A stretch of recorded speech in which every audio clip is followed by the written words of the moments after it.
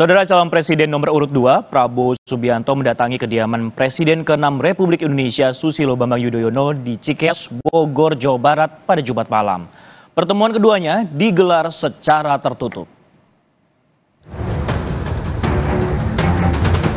Jumat malam, rombongan Prabowo Subianto terlihat memasuki kediaman Presiden ke-6 Republik Indonesia Susilo Bambang Yudhoyono di Cikeas, Bogor, Jawa Barat tanpa memberikan pernyataan ke awak media. Pertemuan Prabowo dengan SBY digelar secara tertutup. Sebelumnya, calon wakil presiden nomor urut 2, Gibran Rakabuming Raka lebih dulu mengunjungi kediaman Prabowo Subianto di Jalan Kartanegara nomor 4 Jakarta. Pertemuan keduanya diduga untuk membahas rencana inisiasi kementerian baru guna mengakomodir program makan siang gratis. Namun, ketika dikonfirmasi oleh awak media, Gibran tak menjawab tujuan kedatangannya saat itu. Tunggu nantilah ya. Mas, ada perkataan bahwa akan ada dibuat kementerian khusus untuk itu, benar nggak Mas? Sedikit bocoran Mas. Ya nanti aja ya.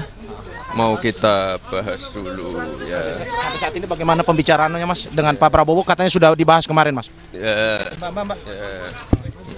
Nanti ya.